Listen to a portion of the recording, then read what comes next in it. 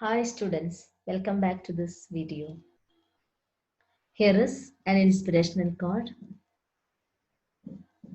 There is no elevator to success. You have to take the stairs. Read twice and think about it. Yes, children, if you want to succeed at something and you are focusing on why everyone else appears to be succeeding except for you, my children, here is my advice to you. Stop assuming everyone else that is successful has some secret or some magic that you don't. No, children, it is not like that. You can, and you only can. Okay, come back to the topic. The topics to be covered in this session. Only one topic, especially regarding the structure of pollen grain. This pollen grain is otherwise known as male gametophyte of angiosperm. So today we are going to study about the structure of pollen grain.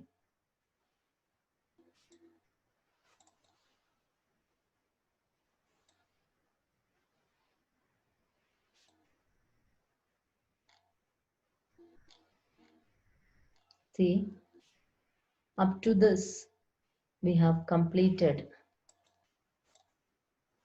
microsporogenesis. Am I correct? Yes. Do you remember what is microsporogenesis? The formation of microspores from microsporangia. Then the microspores are appeared as tetrad. That also we went through. Then here the microspores dissociate from each other and develop into pollen grains. So these are the pollen grains.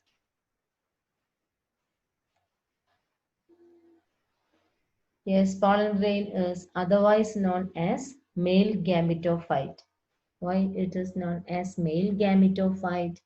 Yes, inside the pollen grain we can see the gametes. The development of gamete we are going to study. So listen children.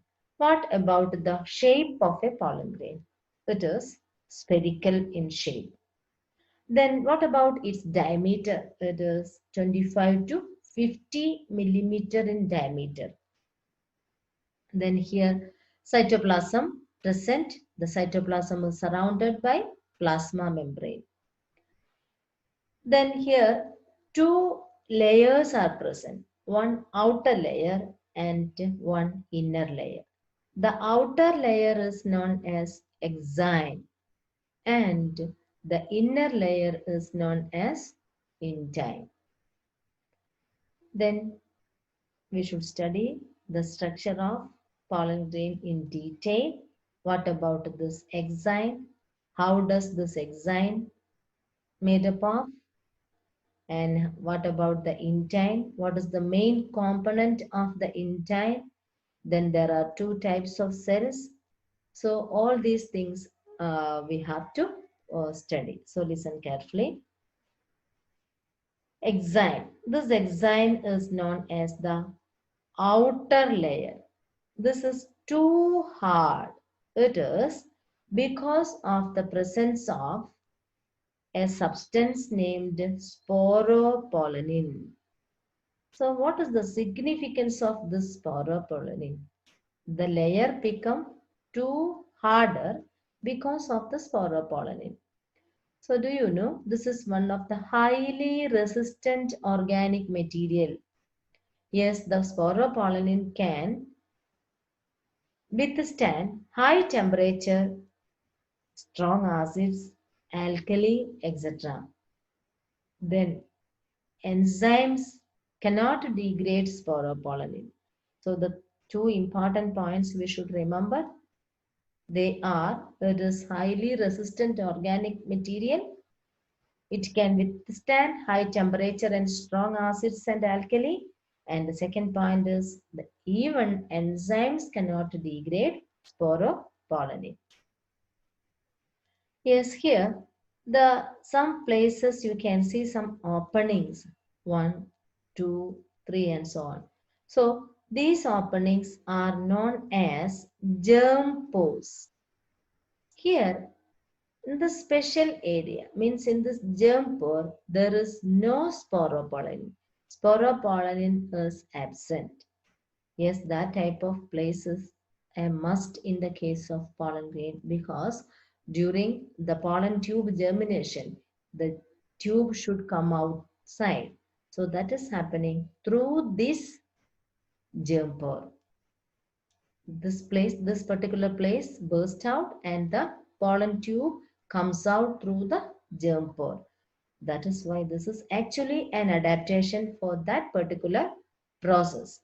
Other all the places of exile, we can see the presence of sporopollen.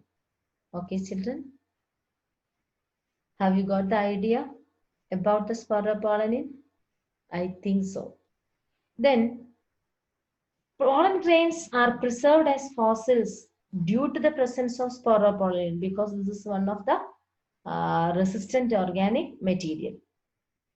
Then, based on the type of the plant or based on the species, based on the variety, the exine exhibits patterns and designs. Here you can see like the wheel, the arrangement of wheels, outward arrangement of the wheel, like that it is arranged. So like that we can see different patterns and designs. Then what about the intine? This intine, can you see this intine? Yes, it is very clear. So listen carefully through the cursor moves. So that layer is known as intine. So this is the inner layer. Yes, this layer is made up of cellulose and pectin. It is made up of cellulose and pectin. Yes. Next, while talking about the structure of the pollen grain, you can see there are two cells present. Which are they? Yes, this is vegetative cell and this is the generative cell. Yes, when we see the size, which one is bigger? Yes, vegetative cell is bigger and generative cell is smaller. Here, this vegetative cell consists of nutrients for the male gametes or for the generative cell. So, vegetative cell is the bigger cell and it consists of abundant food reserve and large irregularly shaped nucleus. Yes, generative cell is very small. It is spindle shaped with dense cytoplasm. Yes, usually this generative cell, the small generative cells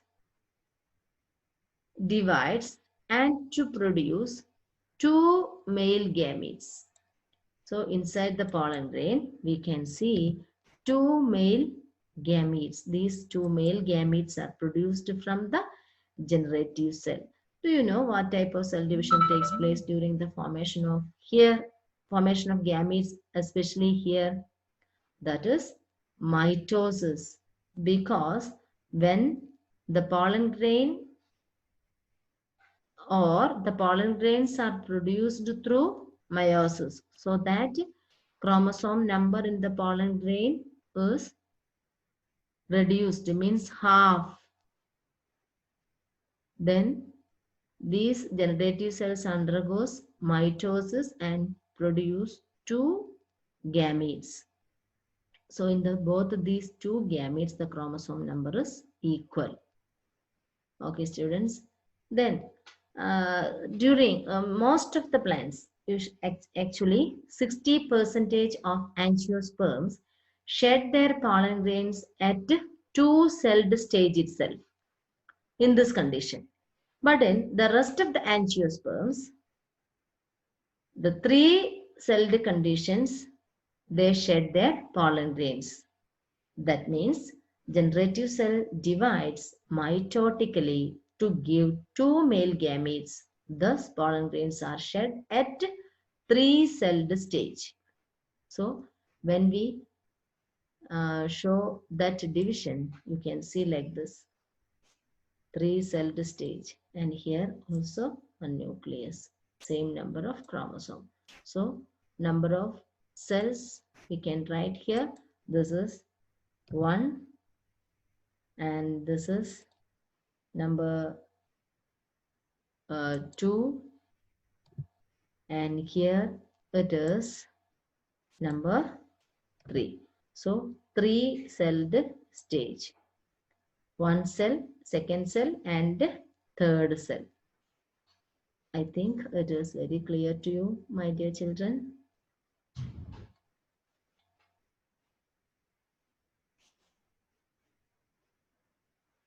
Then, what happened to this pollen grain? After releasing of the pollen grain, what happens to these pollen grains? Pollen grains reaches to the stigma by the process pollination.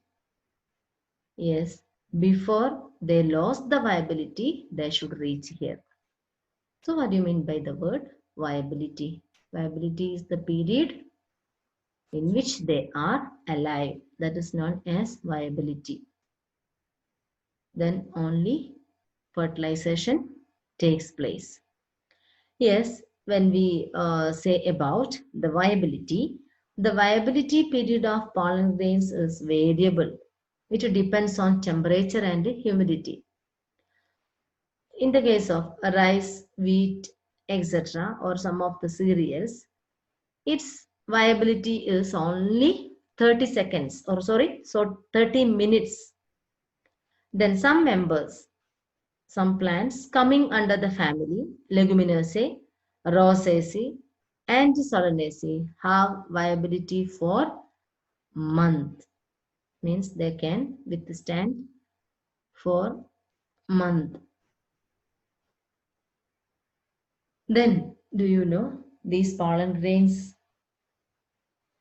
have some economic importance? Yes, they are very rich in nutrients. At the same time, some of them are poisonous. So don't go and take and use the pollen grain, because some of the pollen grains are toxic also. But most of the pollen grains are rich in nutrients. Toxic means they also possess the nutrients. At a time, they are toxic to human body, like that only. So here, they are rich in nutrients. Pollen tablets are used as food supplements.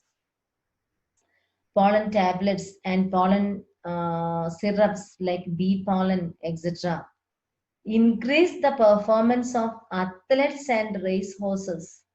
The syrup as well as the pollen tube, pollen tablet. Yes, have you heard about a pollen bank? Yes, we can store the pollen grains for years under minus 196 degrees centigrade. So, what is the purpose to store these pollen grains? Yes, we can use the pollen grains or especially for crop breeding programs. Horticulturists, agriculturists, etc. are using these pollen grains whenever they want to cultivate a particular plant. In the same way, some of the pollen grains, as I said earlier, they are toxic. Yes, one example, Parthenium that cause allergy to human beings. That is otherwise known as carrot grass. See the spelling Parthenium, Parthenium.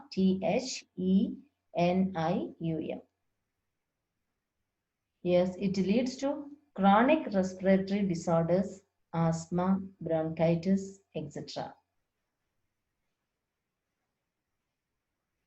So, what are the economic importance of pollen grains?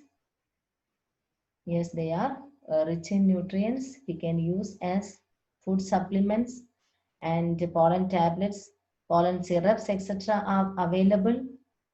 They are used by the athletes.